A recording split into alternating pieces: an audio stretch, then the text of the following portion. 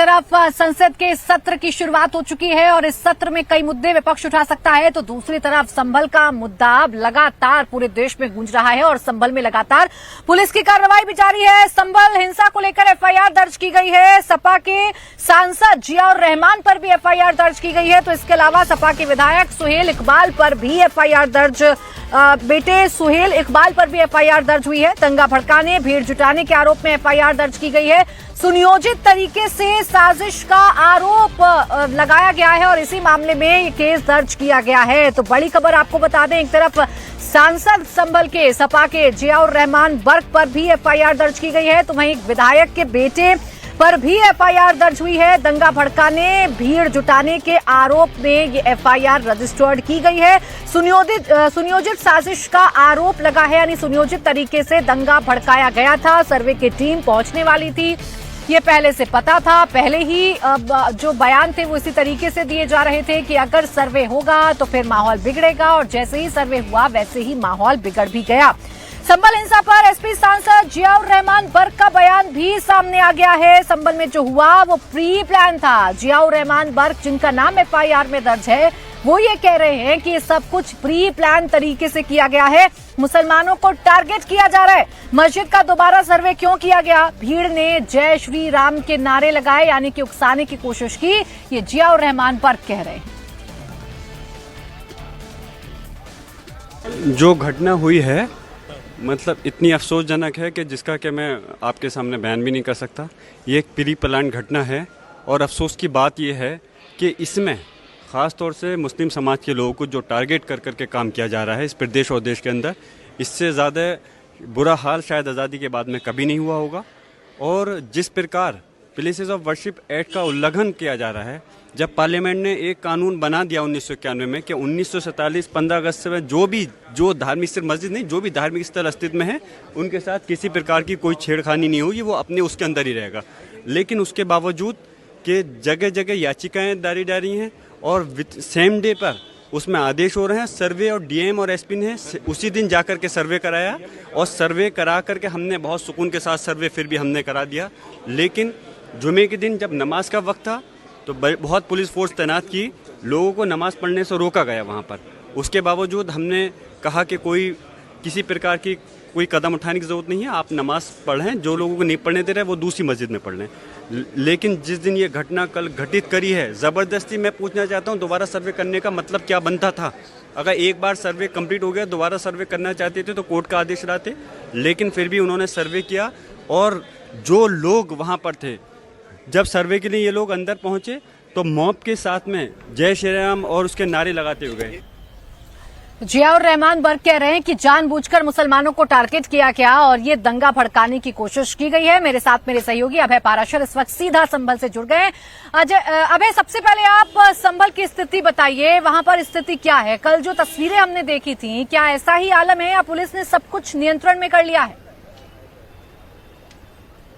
देखिए प्राची, इस वक्त संभल शहर की तस्वीरें मैं आपको दिखा दूं। फिलहाल हालात जो हैं सामान्य हैं, पूरी तरीके से कंट्रोल में है। जितने बड़े अफसर हैं, डीआईजी, कमिश्नर, अलग अलग रैंक के जितने अधिकारी हैं, डीएम, वो सब पेट्रोलिंग कर रहे हैं, सड़कों पर घूम रहे हैं।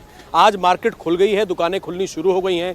जितना पथराव यहाँ पर हुआ था, मस्जिद के आसपास की गलियों में जो पत्थर ही पत्थर कल मौजूद थे, उन सबको भी फिलहाल एमसीडी जो यहाँ की है उन्होंने हटा दिया है। एक रिपोर्ट हम आपको और भी दिखाएंगे कि किस तरीके से ये पूरी की पूरी प्री प्लानिंग थी, साजिश थी। मस्जिद की तरफ जाने वाली जो सीढ़ियां हैं उसके चारों तरफ जो छत हैं प्राची, वहां पर बड़ी बड़ी ईंट पत्थर अभी भी मौजूद हैं। इससे पता लगता है कि किस तरीके से पूरी प्री प्लानिंग की गई थी कि जो सर्वे टीम है उसको किस तरीके से टारगेट करना है। जब सर्वे टीम मस्जिद के अंदर मौजूद थी, उनको अपना निशाना बनाने के लिए दंगाइयों ने चारों तरफ से मस्जिद के ऊपर पथराव किया, हमला किया।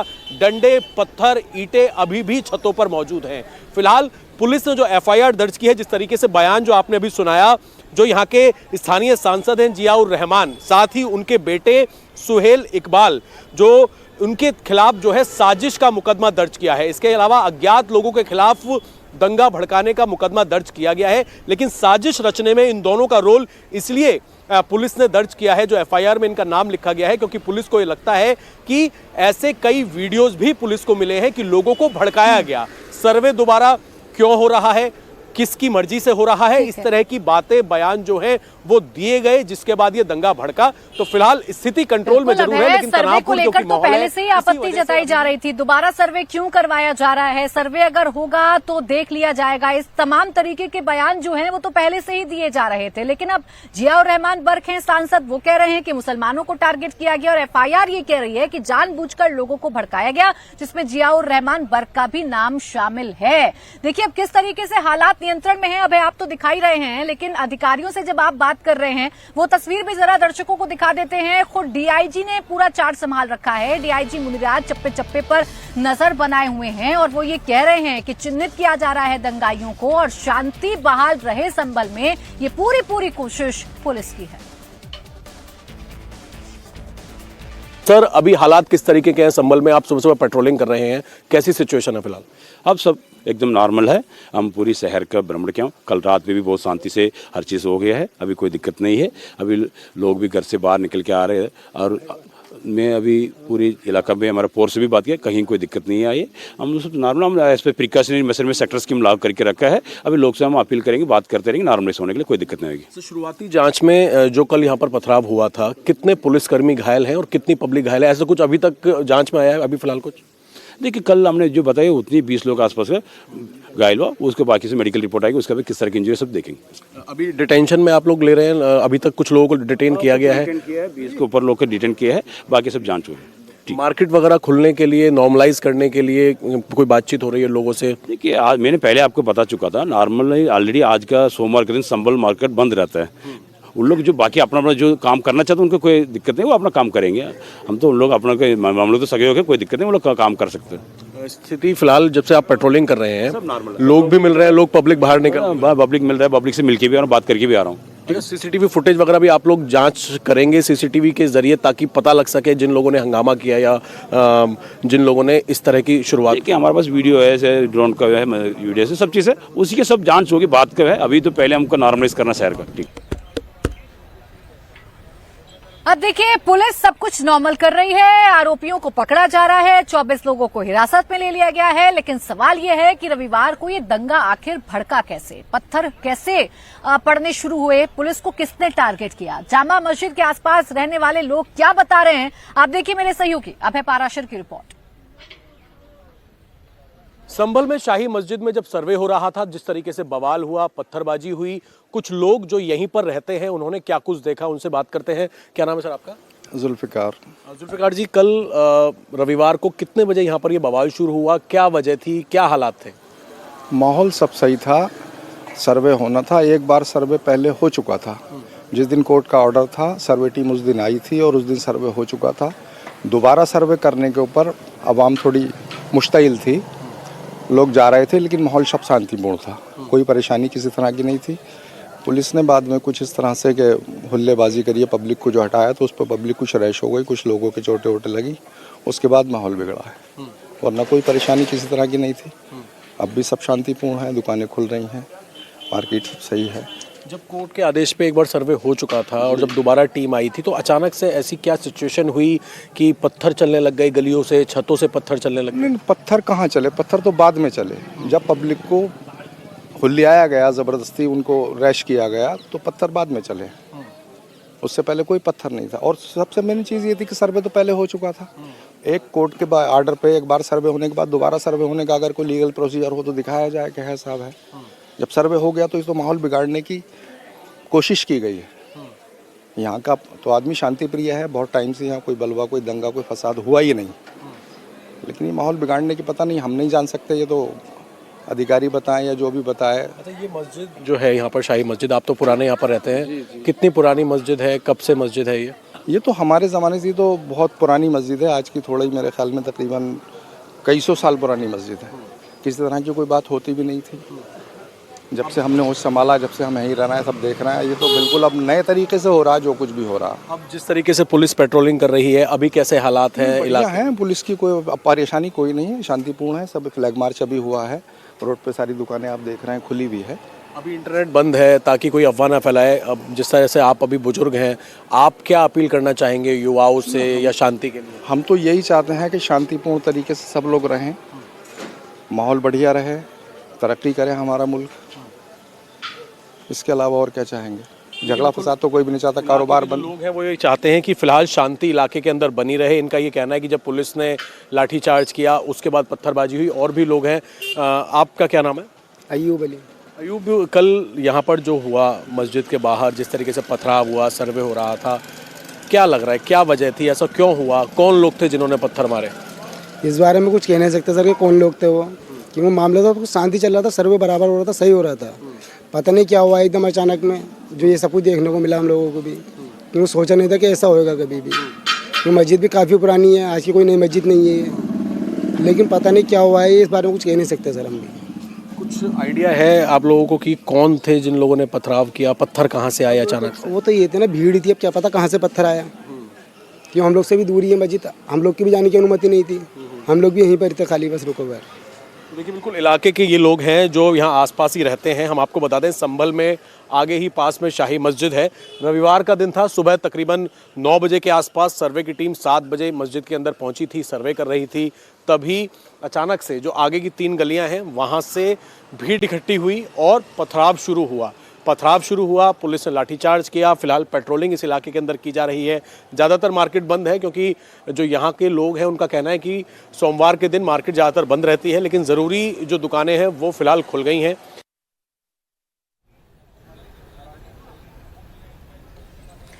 तो आपने देखा जो मस्जिद के आसपास रहने वाले लोग हैं वो ये कह रहे हैं कि साजिशन सब कुछ हुआ, माहौल बिगाड़ने की कोशिश की, लेकिन अभी संभल के हालात सामान्य हैं। अगर पुलिसिया कार्रवाई की बात करें तो एफआईआर में अभी तक क्या क्या दर्ज किया गया है, एफआईआर की क्या बड़ी बातें हैं और कितने लोगों को अभी तक हिरासत में लिया जा चुका है?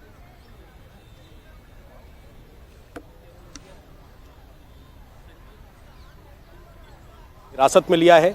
जो नामजद नाम है वो 2 नाम है, स्थानीय सांसद जियाउर रहमान और साथ ही उनके बेटे सुहेल इकबाल। इसके अलावा अज्ञात लोगों के खिलाफ दंगा भड़काने, पथराव करने, सरकारी कर्मचारियों के ऊपर पथराव करना, इलाके का माहौल खराब करना, इस तरह की धाराएं जो हैं वो इस एफआईआर में दर्ज की गई हैं। ऐसी बहुत सारी वीडियोस जो हैं वो पुलिस के पास मौजूद हैं जिनको पुलिस वेरीफाई कर रही है। असल में मस्जिद के आसपास जितने मकान मौजूद हैं, जो बड़ी बड़ी इमारतें हैं, उनकी छतों पर पत्थर कहाँ से आए, ये सबसे बड़ा सवाल है। क्योंकि पुलिस को ऐसा लगता है कि पहले से प्लानिंग के तहत इन पत्थरों को वहां पर इकट्ठा किया गया था और सर्वे टीम को निशाना बनाकर मस्जिद के ऊपर हमला किया गया, क्योंकि अंदर सर्वे चल रहा था। इसी वजह से जो पिछला गेट है, पिछले गेट पर यह पूरा का पूरा दंगा हुआ। जो मुख्य गेट था उसको पहले से चारों तरफ से पुलिस ने बैरिकेड लगा के बंद किया हुआ था। सर्वे टीम मुख्य गेट से अंदर गई थी।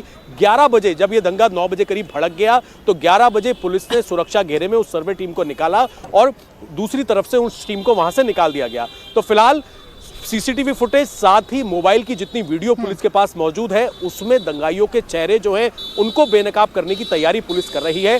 डीआईजी जो है उनका साफ तौर पे ये कहना है कि किसी को नहीं बख्शा जाएगा, सख्त कार्रवाई की जाएगी। और दूसरी बड़ी बात ये भी है प्राची, एफआईआर में इस बात का भी जिक्र है, पुलिस अभी मोर्चा संभाल चुकी है और इसीलिए संभल में शांति देखने को मिल रही है, जैसा आप लगातार अभय हमें दिखा भी रहे हैं। शुक्रिया आपका बहरहाल तमाम जानकारी के लिए। संभल के बाद आइए बात कर लेते हैं महाराष्ट्र की, जहां आज ये साफ हो सकता है कि महाराष्ट्र का अगला मुख्यमंत्री कौन होगा। हालांकि देवेंद्र फडणवीस के नाम की चर्चा सबसे ज्यादा तेजी के साथ की जा रही है और ऐसा माना जा रहा है कि देवेंद्र फडणवीस ही मुख्यमंत्री होंगे महाराष्ट्र के अगले।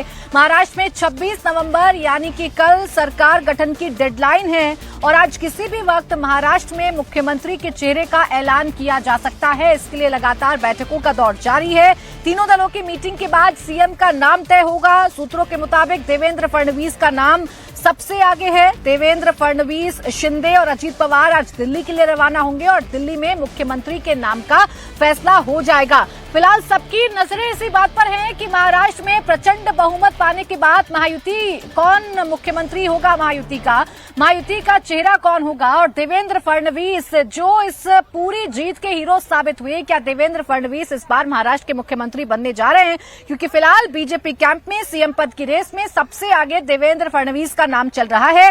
वहीं शिवसेना शिंदे गुट की तरफ से मुख्यमंत्री के लिए एकनाथ शिंदे फिर से दावा ठोक रहे हैं। वहीं महायुति में अजीत पवार फडणवीस के नाम पर राजी हो गए हैं, जिसमें आपको जानकारी दें कि एकनाथ शिंदे का बयान भी हालांकि सामने आ चुका है, जिससे क्लियर हो गया है कि सीएम के नाम पर जो मुहर है, जो आखिरी फैसला है, वो दिल्ली में लिया जाएगा। ऐसा कोई भी हमारा तय नहीं हुआ है। तीनों पार्टी बैठेंगे। हमारे वरिष्ठ जो है प्रधानमंत्री जी है, मोदी जी है, अमित भाई है, नड्डा जी, और सब हमारे जो तीनों पार्टी के प्रमुख लोग हैं, हम बैठेंगे और उसके ऊपर जैसे हम चुनाव लड़े साथ में एकजुट होकर, वैसे ही उसके ऊपर भी फैसला है।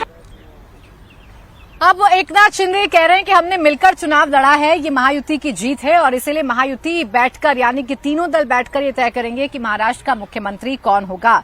देखिए, महायुति में मुख्यमंत्री का चेहरा कौन होगा इस पर अभी फैसला आना बाकी है, लेकिन सूत्र ये बता रहे हैं कि फिलहाल महाराष्ट्र में महायुति अपना पिछला फॉर्मूला ही दोहराएगी, यानी कि एक मुख्यमंत्री के साथ 2 डेप्यूटी सीएम होंगे और अगर देवेंद्र फडणवीस मुख्यमंत्री बनते हैं तो उनके दोनों डेप्यूटी अजीत पवार और एकनाथ शिंदे हो सकते हैं। हालांकि अभी एकनाथ शिंदे की तरफ से या शिंदे गुट की तरफ से एकनाथ शिंदे के नाम पर ही लगातार दावा ठोका जा रहा है। एनसीपी विधायक दल की बैठक में अजीत पवार को नेता चुन लिया गया है। सूत्रों के मुताबिक अजीत पवार ने फडणवीस के नाम पर अपनी सहमति दे दी है, यानी कि देवेंद्र फडणवीस के नाम पर अजीत पवार ओके हैं। अभी एकनाथ शिंदे को देखना होगा या एकनाथ शिंदे इस पर कैसे रिएक्ट करेंगे या दिल्ली जब तीनों नेता आएंगे तो क्या कुछ तय होगा, ये देखना दिलचस्प है। लेकिन आज का दिन महाराष्ट्र के लिहाज से महत्वपूर्ण है। प्रचंड बहुमत पाने के बाद महायुति का मुख्यमंत्री कौन होगा, महाराष्ट्र का मुख्यमंत्री कौन होगा, ये आज किसी भी वक्त तय हो सकता है। नाम सबसे आगे देवेंद्र फडणवीस का ही चल रहा है। तीनों पार्टी के नेताओं में योग्यता है। तीनों पार्टीज ने अपनी अपनी ताकत के हिसाब से काम किया। सीट डिस्ट्रीब्यूशन में भी सब लोगों ने समन्वय अच्छा दिखाने की कोशिश की। 2-4 जगह छोड़कर बाकी पूरे महाराष्ट्र में सभी पार्टीज ने एक दूसरे को अच्छे तरह से सपोर्ट किया। अब आज जब सवाल आता है मुख्यमंत्री के चयन का, ये हर पार्टी के इच्छा हो सकती है कि मुझे ये नेतृत्व करने का मौका मिले, लेकिन जो भी कुछ होगा ये चर्चा के बाद ही होगा और आज तक इस बारे में किसी भी प्रकार की चर्चा तीनों पार्टीज में नहीं हुई है।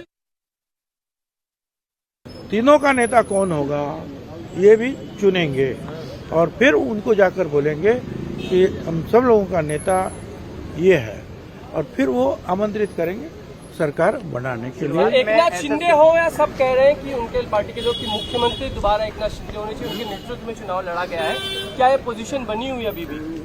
मुझे कुछ पता नहीं है क्या। अब ऐसा जर होगा तो अजीत दादा भी तो हो सकते, उनका भी तो स्ट्राइक रेट बड़ा अच्छा रहा है भाई। क्या अब जो है ये तीनों बैठकर जो है जो भी चर्चा होगी वो सबको जो है मान्य है। अब देखिए, तीनों पार्टियों को तय करना है कि महाराष्ट्र का मुख्यमंत्री कौन होगा, लेकिन इस बार बीजेपी सिंगल लार्जेस्ट पार्टी है। बीजेपी के साथ मिलकर एकनाथ शिंदे और अजीत पवार ने भी इस बार बहुत अच्छा परफॉर्म किया है। रिकॉर्ड सीटें इस बार बीजेपी ने महाराष्ट्र में हासिल की हैं। ऐसे में इस बार बीजेपी ही अपना मुख्यमंत्री बनाएगी और मुख्यमंत्री देवेंद्र फडणवीस ही होंगे, ऐसी चर्चा रिजल्ट वाले दिन से ही लगातार की जा रही है। आज उस पर अंतिम मुहर लगना बाकी है।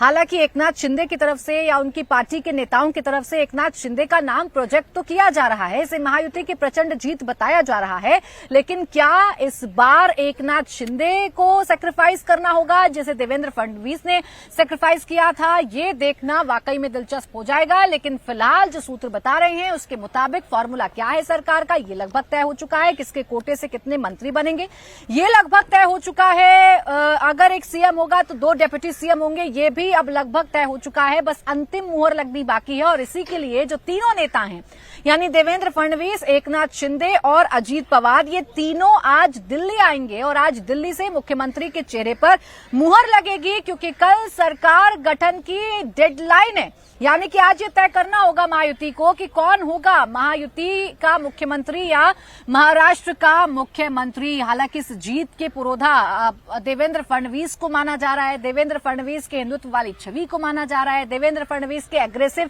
कैंपेनिंग को माना जा रहा है और इसीलिए देवेंद्र देवेंद्र फडणवीस के सर पर ही ये जीत का सेहरा बन सकता है, यानी कि वही मुख्यमंत्री बन सकते हैं, ये जरूर उम्मीद जताई जा रही है। फिलहाल फॉर्मूला क्या होगा इस सरकार का? देखिए, मुख्यमंत्री को लेकर तो चर्चाएं चल रही हैं और मुख्यमंत्री का नाम दिल्ली से फाइनल होगा, तीनों नेता दिल्ली आएंगे, लेकिन सरकार का फॉर्मूला क्या होगा ये आपके सामने जल्दी से रख देती हूं। महायुति के फॉर्मूले के मुताबिक बीजेपी के कोटे से 22 विधायक मंत्री बनाए जा सकते हैं। वहीं शिंदे सेना के कोटे की अगर आप बात करेंगे तो 12 एमएलए को मंत्री का पद मिल सकता है। तो वहीं अजीत पवार को वित्त विभाग के साथ 10 मंत्री उनको दिए जा सकते हैं, यानी कि 10 मंत्री उनके कोटे से बनाए जा सकते हैं। तो ये फॉर्मूला 22, 12 और 10 का होगा, यानी कि 22 मंत्री बीजेपी के कोटे से होंगे, 12 मंत्री शिंदे के कोटे से होंगे और फाइनेंस मिनिस्ट्री के साथ 10 जो मंत्री हैं वो अजीत पवार के कोटे से होंगे।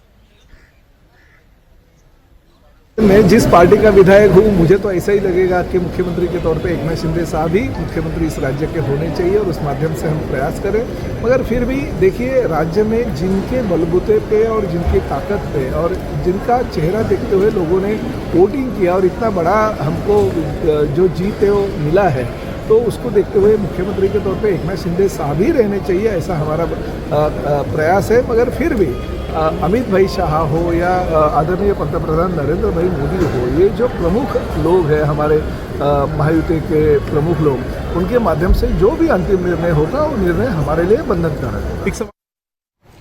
क्या करें पापी पेट का सभी को हमने देवेंद्र जी के नेतृत्व में एक किया और उनको साथ में लेकर सबका साथ, सबका विकास, सबका विश्वास, सबका प्रयास, ये कर हमने काम किया। ओबीसी समाज हमारे साथ जुड़ा, मराठाओं को हमने विश्वास दिलाया कि जो मराठा आरक्षण मिला वो देवेंद्र जी के कारण मिला। अन्ना साहब पाटिल आर्थिक विकास महामंडल के माध्यम से 1 लाख लोगों को जो रोजगार मिला वो मराठा समाज को देवेंद्र जी के कारण मिला। सारथी के माध्यम से यूपीएससी हो, एमपीएससी हो, फॉरेन एजुकेशन हो, वो मिला, वो देवेंद्र जी के कारण मिला। 1000 करोड़ रुपए का निधि धनगर समाज को देकर उस समाज को आगे बढ़ाने का काम अगर किसी ने किया तो देवेंद्र जी ने और महायुति ने किया। दलित समाज के लोगों को समाज कल्याण माध्यम से फॉरेन एजुकेशन हो, एजुकेशन की पॉलिसी बदलने का काम हो या उनको शिष्यवृत्ति देने का काम हो, वो काम इस महायुति सरकार ने किए। अब देखिए, तीनों दलों के नेता अपने अपने नेता को बेहतर बता रहे हैं और फैसला जो है वो फाइनल महायुति पर छोड़ा जा रहा है। दिल्ली में आकर इस पर मुहर लग जाएगी, लेकिन कब तक मुख्यमंत्री का चेहरा सामने आ पाएगा? समीर भिसे मेरे सहयोगी इस वक्त हमारे साथ जुड़ गए हैं। समीर, यही सबसे बड़ा सवाल है, स्थिति कब साफ होगी, कब पता चलेगा कि महाराष्ट्र का अगला मुख्यमंत्री कौन बनने जा रहा है? बिल्कुल प्राची, महाराष्ट्र का मुख्यमंत्री कौन होगा इसको लेकर अभी भी बैठकों का दौर जारी है। खासकर राष्ट्रवादी कांग्रेस हो अजीत पवार की या फिर एकनाथ शिंदे, उन्होंने अपना अपना नेता चुनना है, यानी कि अजीत पवार उनकी ओर से गुट के नेता हैं और दूसरी ओर खुद मुख्यमंत्री एकनाथ शिंदे शिवसेना के नेता हैं। लेकिन बीजेपी की गुट का नेता अभी चुनना जाना बाकी है। दिल्ली में जब बैठक होगी उसके बाद ही स्थिति साफ हो सकेगी कि गुट का नेता कौन बनता है और जाहिर है कि जो बीजेपी के विधायक दल का नेता बनेगा वही आगे जाके मुख्यमंत्री का चेहरा भी बनेगा। लेकिन जिस तरीके की खबरें सामने आ रही हैं कि मुख्यमंत्री पद को लेकर 2-2-1 का भी फार्मूला हो सकता है, यानी कि 2 साल खुद बीजेपी का मुख्यमंत्री हो, उसके बाद एकनाथ शिंदे और आखिर में अजीत पवार के पास मुख्यमंत्री पद जा सकता है। हालांकि ये सिर्फ अभी तक अटकलें हैं या जिस तरह से कहें कि इस पर अभी चर्चा राजनीतिक गलियारों में सुनने को मिल रही है, लेकिन अंतिम फार्मूला क्या होगा इसको लेकर अभी भी आधिकारिक रूप से बातें सामने आनी बाकी हैं। लेकिन चूंकि एकनाथ शिंदे हो या अजीत पवार हो, पूरे दमखम के साथ लेकिन आधिकारिक चुनावी मैदान आज तक तो शायद सामने आ ही जाएगी। आज तो ये क्लियर हो जाएगा कि महाराष्ट्र की सरकार की पिक्चर क्या होने जा रही है, चेहरा कौन होने जा रहा है और क्या इसका फॉर्मूला होने जा रहा है। शुक्रिया आपका समीर, तमाम जानकारी देने के लिए।